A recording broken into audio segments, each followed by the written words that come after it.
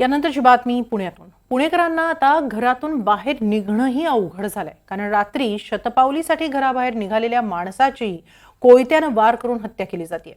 पुण्यामध्ये कायदा आणि सुव्यवस्थेचे कसे धिंडवडे निघालेत, पाहूया एक रिपोर्ट।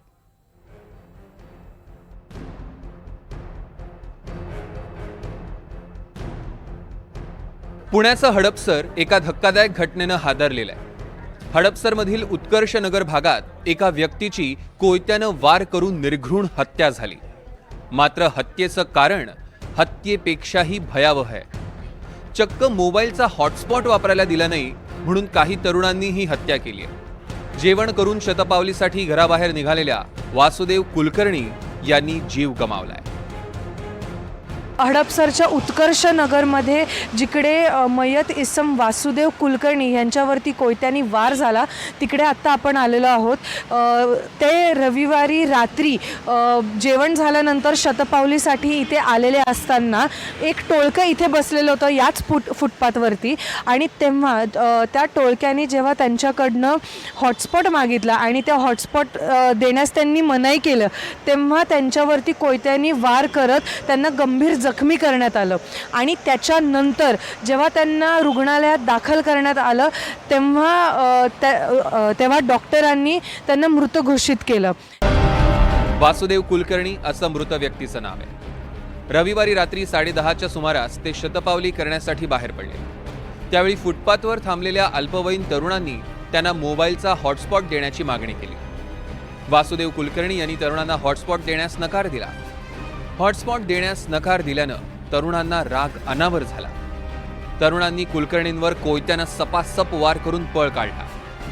काही वेळानं त्यांना रुग्णालयात दाखल करण्यात आले, मात्र उपचारापूर्वीच वासुदेव कुलकर्णींचा मृत्यू झाला होता।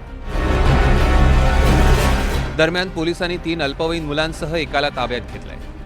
किरकोळ वादातून कुलकर्णी यांच्यावर कोयत्यानं वार केल्याची कबुली आरोपींनी दिली आहे। संशयित आरोपींना ताब्यात घेतल्यानंतर त्यांनी गुन्ह्याची कबुली दिल्यानंतर गुन्हा का घडला याबाबत विचारपूस करता त्यांच्याकडनं मिळालेली हकीकत अशी की 4 इसम एकत्र रात्रीच्या वेळी जात असताना मृतक हे त्या ठिकाणी वॉकिंग करत असताना यातील आरोपी नंबर 1 मयूर भोसले याचा मोबाईलचे हॉटस्पॉट पाहिजे या कारणावरून मैताबरोबर शाब्दिक वाद झाला। त्यांनी मैताला हॉटस्पॉट मागितले असता मैताने ते देण्यास नकार दिल्याने आणि त्यात शिवीगाळी होऊन भांडण झाल्याने त्या रागाच्या भरात 4 आरोपींनी संगनमत करून मयत नामे वासुदेव कुलकर्णी वय 47 यांना कोयत्यासारख्या हत्याराने वार करून त्यांच्या चेहऱ्यावर तोंडावर वार करून त्यांना जीवे ठार मारलेले आहे।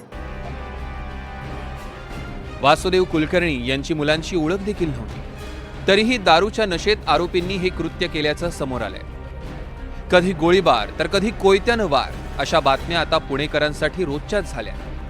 त्यातच आता फक्त शतपावलीसाठी घरातून बाहेर पडलेला माणूसही घरी परत येत नसेल तर पुणेकरांनी जगायचं तरी कसं, हा सवाल उपस्थित होतोय। रेवती हिंगवे, NDTV मराठी, पुणे।